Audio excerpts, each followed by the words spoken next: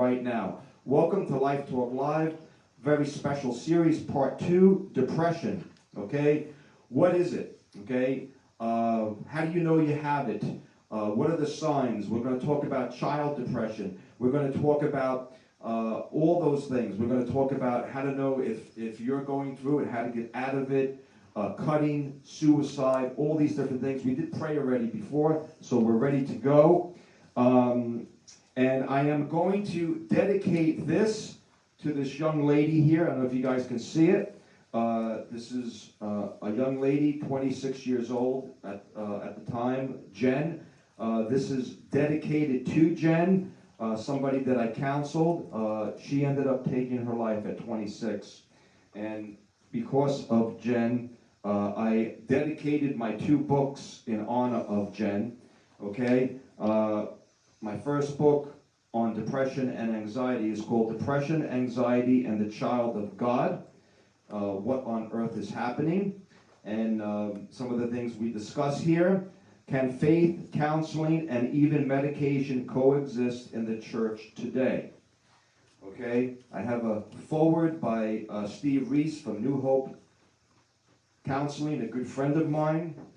This is part 2, our daily devotional, Depression, Anxiety, and the Child of God. Each day, a message devoted just to those of us who have struggled with, are struggling with depression and anxiety. And as I've said before, and you can read my story, I went through it heavily. I almost took my life. I had a suicide note.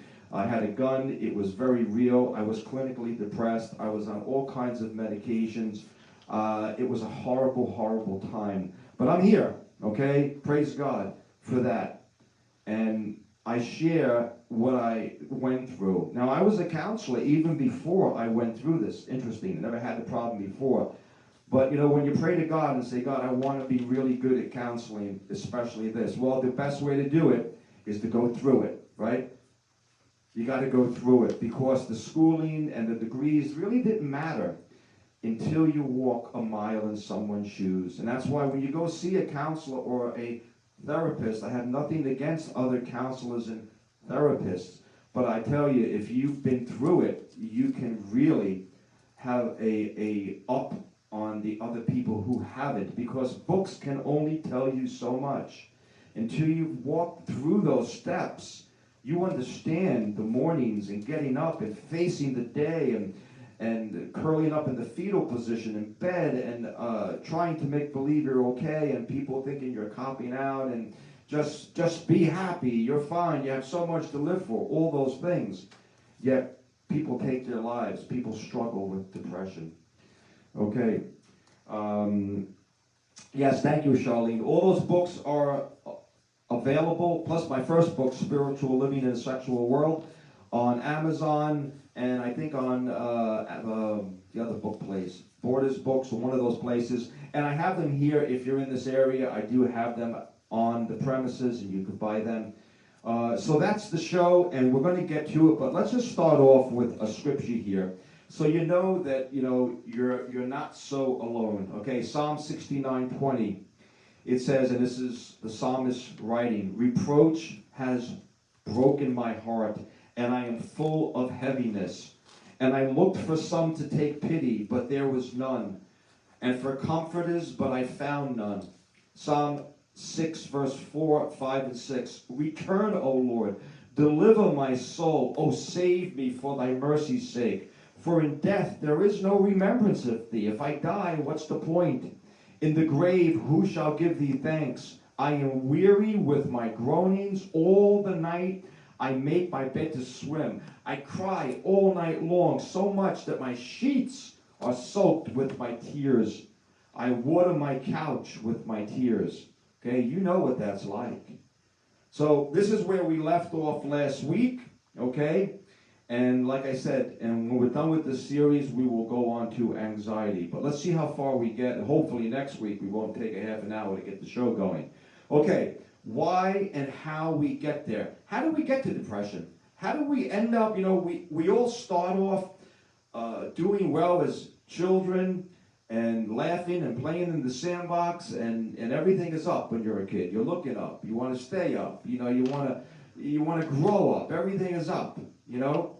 And then all of a sudden life starts happening. And we are going to talk about children with depression today, which is kind of a fairly new phenomenon within the last maybe 15 years, which is a sad thing.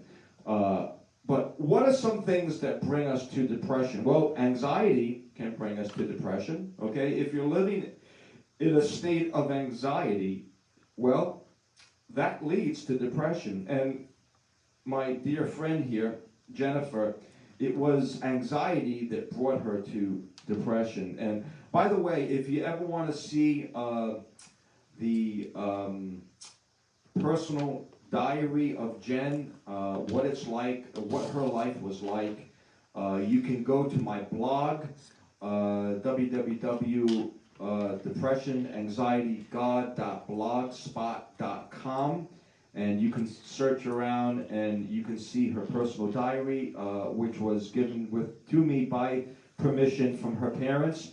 What do you want me to say? Again. www.depressionanxietygod.blogspot.com. Blogspot.com. So you can take a look at that, and you know, how does it go this far? And this dear person, I love Jen so much. I love her family, and to this day, they're struggling with this.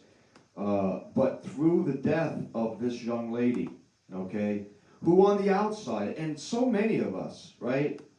Jen was beautiful, could have been a model, smiling face, loved sports, loved cars, loved music. What a wonderful young lady. And I keep this picture in my office, and it's on my shelf, and it reminds me of how serious these things can be. Now, I've been counseling for, like I said, over 20 years. I have lost two people.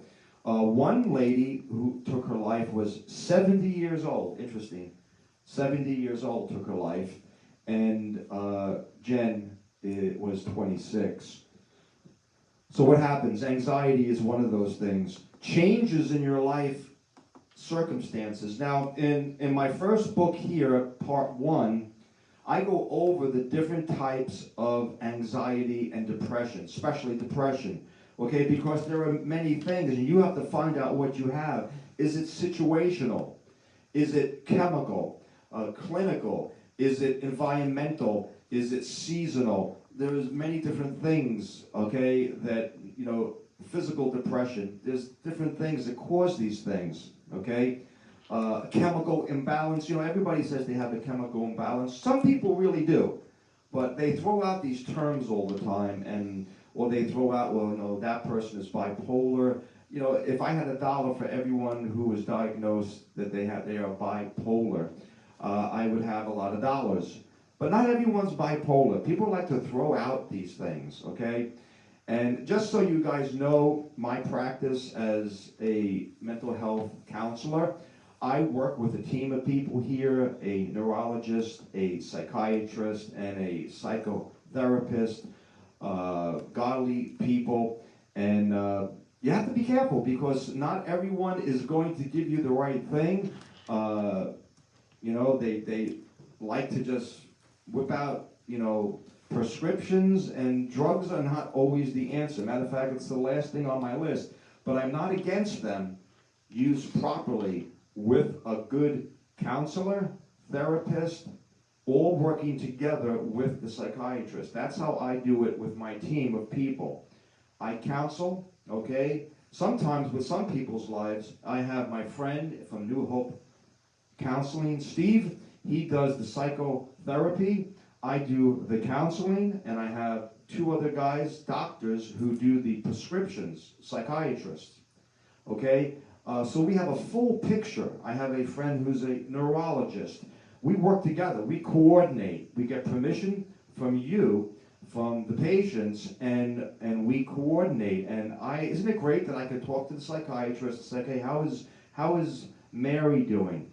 okay? And he'll ask me, what do you think? How do you think she's doing? And I'll say, well, I've been counseling her. She's doing okay. I think the medications are working. And that's the way it should work, people. That's the way it should work. It doesn't today it's a sad state of affairs. One of the things that brings us into depression is our comfort zone being shaken. Now, in the last couple of years, you, like me, we have been taken out of our comfort zone, right? Meaning, you know what? Life might have been bad in 2019 for you, but it was a steady bad. We understood it. It was predictable, okay? And yes, there were people who were depressed and anxious in 2019, but when the 2020 and 21 and now and on, it's a whole new ball game. And me and my associates, we are dealing, I used to counsel, 5 days a week. I had to cut it down to 1 day a week. It's just too much. There's too many people. It's just, you can't, it's over the top. So getting back to the point, comfort zones, the stability of life has fallen off the cliff. We don't know if there's going to be another plague, another, a pandemic. We don't know if there's going to be social unrest. We don't know who's going to be running the country. We don't know what's going on. We don't know if Russia is going to send a nuke bomb out. There's so many things. We don't know if there's going to be food. We don't know if the economy is going to crash. You watch all this news, and it's only so much for your mind to take, which is why you need to take a break from all that news. I tell you, if those things are bothering you, you've got to shut it off. Shut off your mind from negative information, which you can't change. There's nothing you can do about it. What you can do is tune in to what our Creator God has to say about everything, okay? Because His Word, okay? What does He say in Psalm 46:10? Be still and know that I am God. Okay? If you don't know that God is Lord of all, and you don't trust Him, you can't be still, because your mind is going to go all over the place. Other things, trauma in your life, a loss, a car accident, maybe you were mugged or raped, or any type of traumatic experience. I have people that I know who went through really bad cases of COVID, where it was such a horrible, scary time for them. They are traumatized for that. And what you have, sometimes our depression is a, post-traumatic stress disorder. It is from something that we get now from something that happened in the past. Maybe it's a suppressed attack that you went through as a child. Many people were abused. They don't even remember it, because God has our minds wired to block that out. So in therapy, we need to open up these doors and dig and find out why you are like you are. Did it happen recently? Have you always been depressed? Okay, what level of depression are you at? Okay, one of the things that I like to, you're looking at me, anything I should need to know? Okay. Sally's giving me dirty looks. I don't know if I said something wrong. Okay.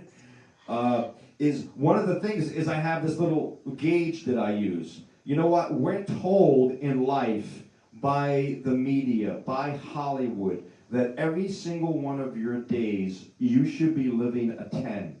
What's a 10? Like you just won lottery. You just met that amazing person. You just got the amazing job.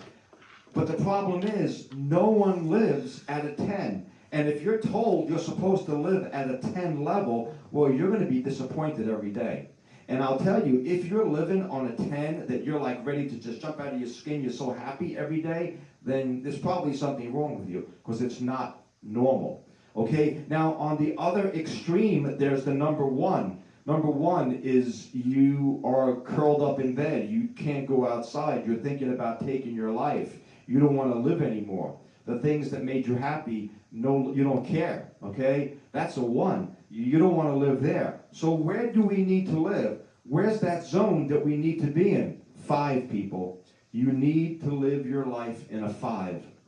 5 is the goal. And if you have a 6 day, like a day that you're a 6 or a 7, that's awesome. You're going to have, you have a child, you buy your first house, you buy a car, you bounce into that 6, 7 level. but you should level off back to 5. You're going to have some days and seasons where you drop down to a 4, a 3. But you know what? Normality is a 5. And when we're told we have to live in a 10, it's going to destroy you because you can't keep that up. You can't keep living in a 10. And everyone thinks, well, I should be in a 10. And all of a sudden, the last couple of years, we have realized that forget about 10s. We're not even close to that. We're lucky if we're in a 4 or a 3. So that's the problem. So if you're below a 5, you need to work up to a 5. If you're above a 5, you need to work down to a 5. Okay? It is not good to be that happy all the time. Something is, the Bible says in Ecclesiastes, time to laugh, time to cry. Okay? Time to rejoice, time to mourn. These things are part of life. And if any church or pastor or anyone sells you anything else, that you deserve to be rich, healthy, happy, that's a lie. God never said those things. Never. Okay? Life is hard. The Bible says, in this world you shall have tribulation, but be of good cheer. I have overcome the world. That's what the Bible says. Okay? Let's see here. Any comments? Okay. Okay, so Marion has a whole bunch of comments. Okay. I agree. Yeah, I agree with those things. Thank you. When they're left unchecked, okay, when these things in our life, this depression is left unchecked, well, things start to happen, and we're going to talk about it in a little bit, okay, cutting, and that's one of my specialties, cutting. It wasn't always, but about 15 years ago, I started to have all these younger people, especially young girls, coming, and I was getting contacted by parents, and I was talking to the school psychiatrist and meeting with them. What's going on with the cutting? And I mean taking a razor blade or open up a paper clip and cut your wrists or cut your arms, your legs, your stomach. What's going on there? Okay, that's kind of like displacement therapy. What people do is the emotional pain gets so bad that they replace it with physical pain. Physical pain does actually take away your mind's thoughts from the emotional pain. And so it becomes like a drug.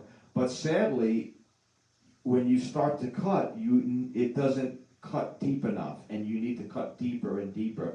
And then when you start to see blood, it's not enough. Some people actually, feel when they see blood that it is the pain coming out of them, the hurt coming out of them. But it's a lie, okay? Don't do it.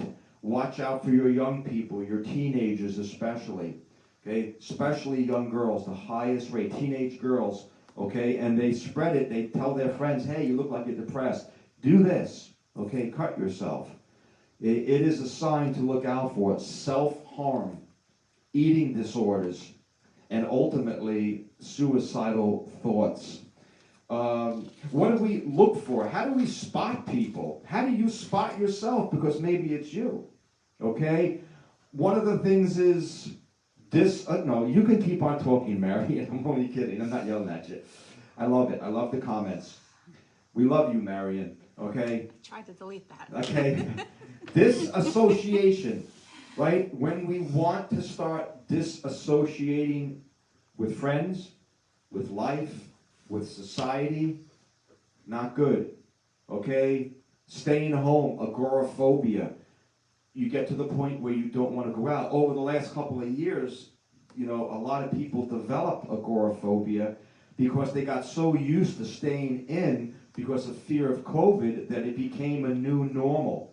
That became their comfort zone. There are people to this day that I know personally. They're still not coming out of their houses. They're living 3 years in panic.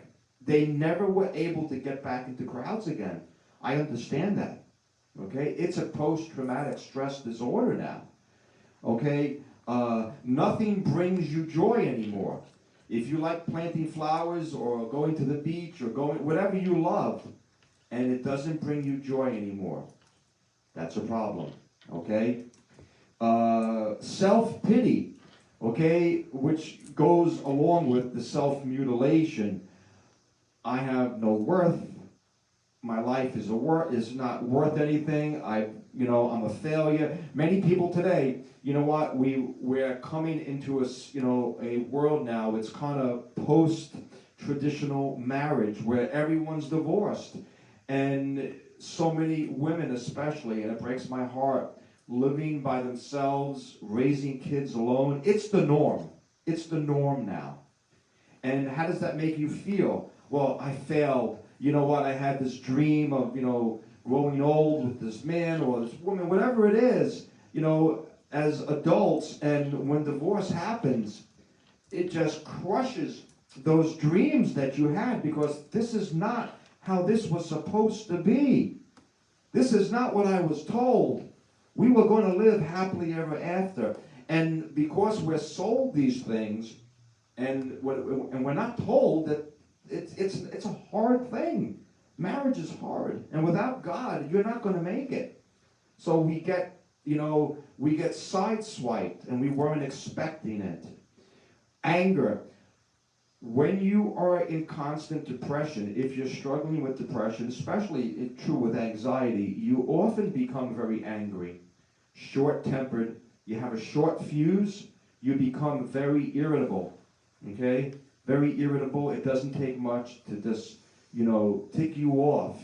And the problem is people, because they don't see this in you, they think, well, the heck with you, you're stuck up. But they don't see it as a cry for help. Okay? And if you truly love someone and you're a good friend, you'll take the abuse, right? Didn't Christ give us that example? Suffering for the sake of another. Okay, if you have a friend who's not treating you well, don't count them off. Say, hey, what's wrong? That's not like you. You'll never lose me as a friend. I love you no matter what. But something's not right. Okay, look at it as a sign. Your friend or yourself not acting the way you did. Another thing is envy and jealousy.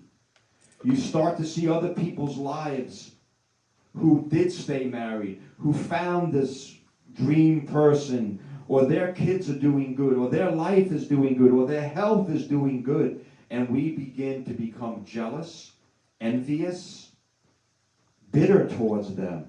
And then we feel guilty that we feel these things. Okay? Something that I talk a lot about in my books is displacement.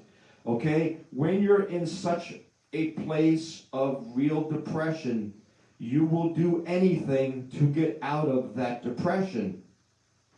Anything that will give you an escape, a quick fix. And that could even be affairs, okay? Many people are falling into affairs. Everyone's having affairs today. You go, people, you haven't talked to somebody from high school, years and years ago. They pop up on Facebook. They tell you what you want to hear. You remember them as they were, okay? You have a horrible marriage, a horrible relationship, and I remember Bob, or I remember Billy, or Karen, whatever. Wow, they were so pretty. Wow, I remember them. Next thing you know, you're having a virtual affair.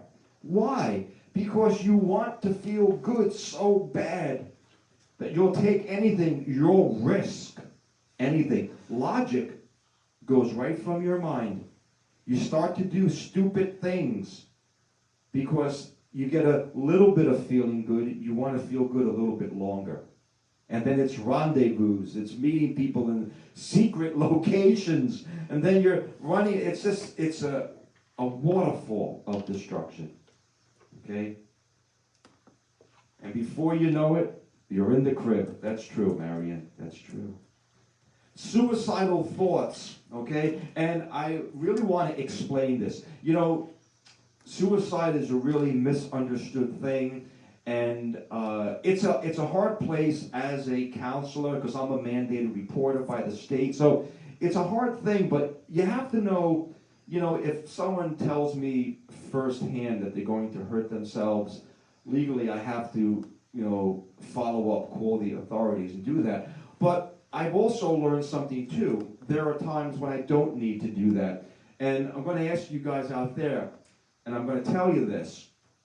Most people sometime in their life have had a point where they say, I wish I was never born, or man, I wish I wasn't here, and you know what, I wish I could just disappear. David in the Bible even said, oh, if I can just go up into the mountain, just fade away and get away from all of this. You know, we can have those thoughts, and it doesn't mean you're suicidal, okay? Wanting to escape, okay, doesn't mean you're suicidal. But I tell you what is. This is the key that I look for, and most counselors and psychiatrists and therapists will. When you start thinking about how you're going to kill yourself, if you start planning it, if you start saying, maybe I could, park my car in the garage and run the car. Sadly, today, and, I don't even want to say it, but because I'm concerned about people who are suicidal, but there are sites, and this is how sick our society is. You can go to sites, and I think TikTok has it too. They'll tell you painless ways to take your life. So you have these young kids, and I spoke last week about somebody in the circle of people that I know, 11 years old, hung themselves. How does a 11-year-old know how to even do that? Go online. And that's sad. Those sites should be banned. Talk about things that need to be banned. Don't ban Jesus Christ, okay? And the Word of God, okay? Those sites need to be banned and blocked. What a disgrace. But anyway, suicidal thoughts, okay? If you get to the point where you're thinking about getting serious about it, you've got to get help, okay? Some other things, very important, okay? Don't let it go too far out of control. Don't say, well, you know what? I'm just going to push through. I'm going to push through a little bit longer. I'm going to be okay. Don't wait too long, because the further you go down into the pit, trust me, that's what happened to me. If I would have dealt with my mental issues sooner, I never would have gotten so deep to the point where I was. Get help sooner than later. Say to a trusted friend, you know what, I think I'm having a problem. I'm a little bit concerned with myself, or I'm a little bit concerned with you. Okay? You guys still out there listening? I haven't seen any. We're out there. I just want to make sure I'm not talking to a blank ceiling there. Watch out for substance abuse, okay? And what can that be? Well, I'm just going to drink a little bit just to numb the pain. It's never going to work. Never going to work. Never, ever, ever. Because if you use alcohol once just to calm your nerves and get you in a nice space, you need a little bit more. And you know what? Today, with so many states legalizing marijuana, everyone's going, wow, it's legal. Well, so is alcohol. It doesn't mean it's not going to destroy your life. Smoking marijuana, illegal street drugs, certainly, they're not going to be the answer. They're going to take your life. And they're going to drag you down like weights around your waist when you fall into the water. Don't ever say, oh, it can never happen to me. I'll never get that bad. Don't self-medicate. Don't take other friends' medication. People share their Xanaxes like Tic Tacs. Oh, here's the Xanax, here's the Xanax. We pass them around, okay? We need to know our physical makeup. We need to know so many things. You need to go to a doctor. You need to know that your thyroid is where it needs to be. You need to know that your sugar level is where it needs to be. There are so many things that can affect our mental state that are nothing to do with our mental state. Hormonal things out there. Ladies, make sure your hormones are in the right area, especially when you get to menopause. Women who have postpartum depression after they have children get really seriously depressed. Some of them don't come out of it. Okay, menopause, depression is a big thing. Guys go into a kind of a male menopause when testosterone levels begin to drop and all that happens too. Watch out for excuses, okay? When your friend, your loved one, your child, or even yourself starts to make excuses for why they, gee, I didn't see you last week. You didn't come out to church. How come you're not going on vacation this year? I haven't seen you at the park. I haven't seen you at the beach. Why aren't you walking your dog?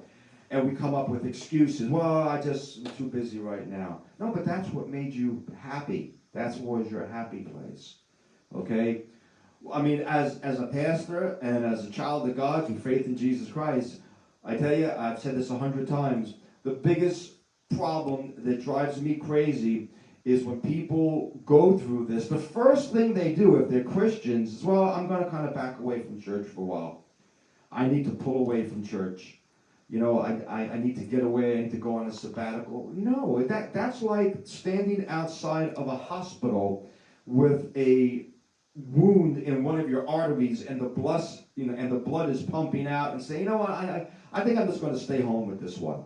Put some Band-Aids on it. I don't want to go to the hospital. No, you need to go to the hospital. Okay? You need to not stay away from God. You need to draw near to God. You need to hear His Word. You need to get good biblical counseling. Okay? One of the other things watch out for is hygiene, people, and cosmetics, and how when you stop caring about how you look. Mostly with women, but men too. You know what? When I was going through my depression, I didn't want to take a shower. I'm like a clean freak. I'm like, showers. There's not a germ on me. But when I was going through that, I was just, in bed, wasn't showering, wasn't shaving. I didn't care. I wanted to live in my own filth. It was like self-punishing me and trying to get maybe pity from the people around me. But I couldn't even get the strength up just to take a shower. And it's one of the things that I look for. Young people, especially I was counseling this family and young girls, teenage girls, and when a young teenage girl, and the hair is all disheveled and no makeup and just wearing old baggy clothes, I'll say, what's wrong with you? Okay? And I'll say, you know what? And out of love, I said, why aren't you taking care of yourself? Something's wrong. Okay? When you don't want to take care of yourself, then you don't want to go out in public anymore. It's a domino effect. Okay? You don't want people to see you. No socializing. Okay? And the same thing goes for children, spotting it in our children. Okay? Appetites, not wanting to do what they like to do, not wanting to be with friends, even small children not playing with their toys. You have to look upon these things. Because kids deal with trauma. If they see mom and dad fighting and screaming, they internalize that. They don't know what to do. And they end up, just closing in and shutting down.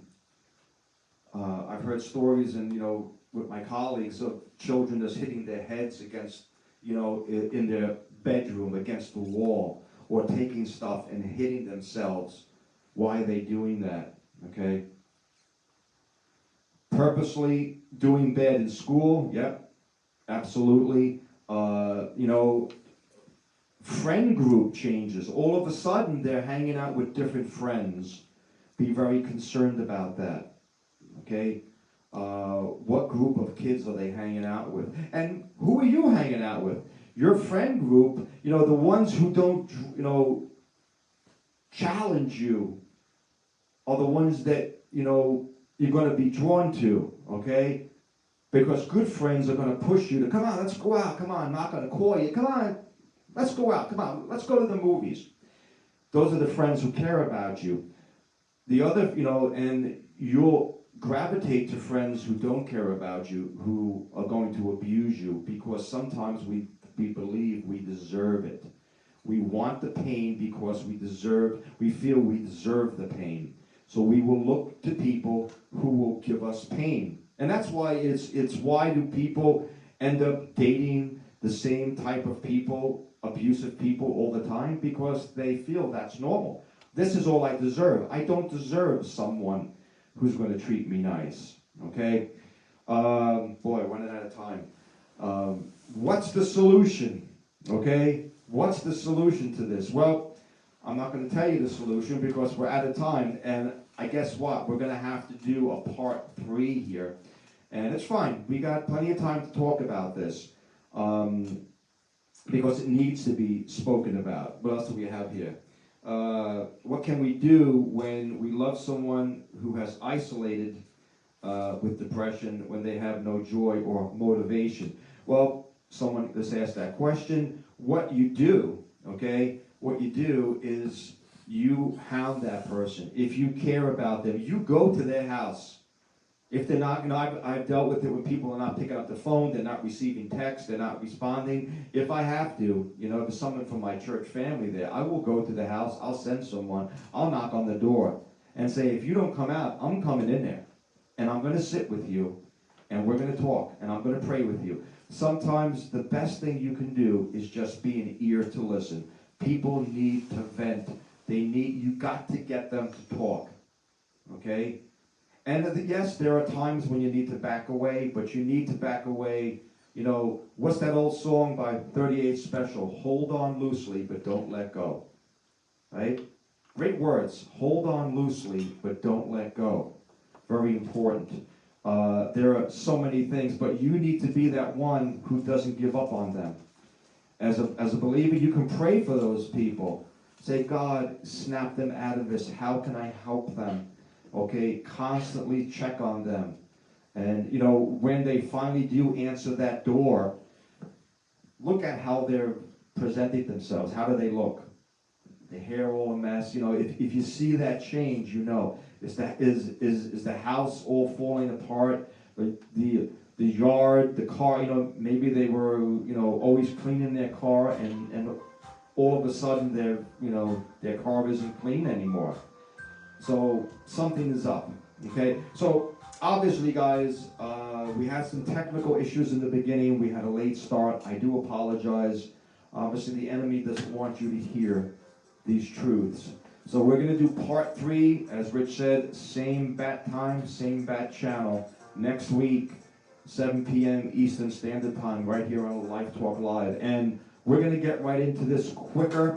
Hopefully we'll have our tech issues done, and then we're going to talk about the solutions. What are the solutions?